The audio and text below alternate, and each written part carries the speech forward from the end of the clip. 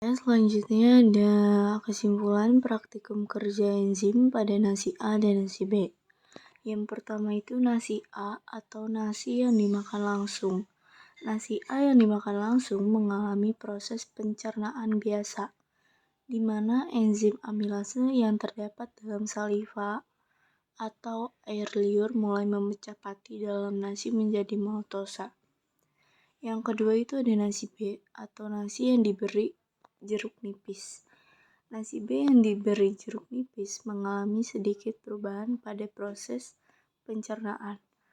Jeruk nipis mengandung asam sitrat yang dapat menurunkan pH atau keasaman lingkungan dalam mulut.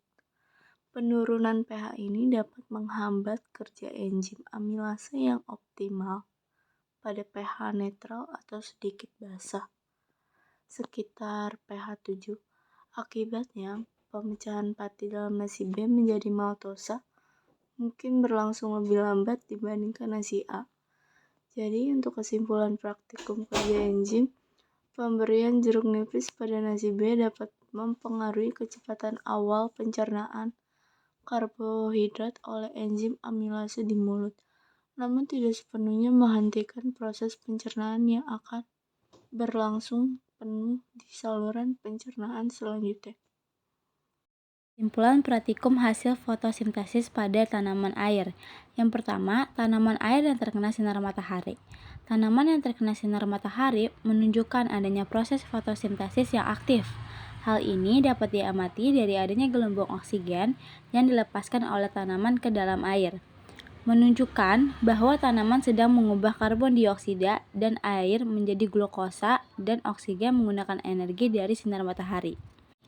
Yang kedua itu ada tanaman air yang tidak terkena sinar matahari. Tanaman yang tidak terkena sinar matahari tidak dapat melakukan fotosintesis dengan efektif. Akibatnya, jumlah gelembung oksigen yang dihasilkan jauh lebih sedikit atau bahkan tidak ada. Tanaman tersebut tidak mampu memproduksi glukosa yang cukup yang dapat menghambat pertumbuhannya dalam jangka panjang. Kesimpulan praktikum anaerob pada botol A dan botol B. Untuk botol pertama yaitu botol A yang diisi air lalu ditutup. Botol A yang hanya diisi air dan kemudian ditutup tidak menunjukkan aktivitas anaerobik karena tidak ada substrat seperti gula atau organisme seperti ragi yang dapat melakukan fermentasi. Tidak terjadi proses anaerob yang signifikan. Dengan demikian, tidak ada produksi gas seperti karbon dioksida atau perubahan kimia yang terlihat di dalam botol A. Untuk botol kedua yaitu botol B yang diisi air dan ragi lalu ditutup. Botol B yang diisi air dan ragi menunjukkan adanya proses fermentasi anaerobik. Ragi, yang merupakan mikroorganisme anaerob fakultatif, akan mengonsumsi gula yang ada dalam larutan dan memfermentasikannya menjadi etanol dan karbon dioksida.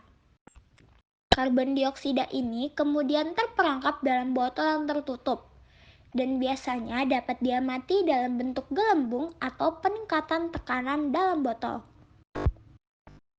Kesimpulan umumnya yaitu proses anaerobik hanya terjadi dalam botol B yang mengandung ragi, karena ragi mampu melakukan fermentasi dalam kondisi anaerobik, di mana menghasilkan etanol dan karbon dioksida. Sementara botol A yang hanya berisi air tidak mengalami proses anaerobik karena tidak ada substrat atau mikroorganisme yang terlibat.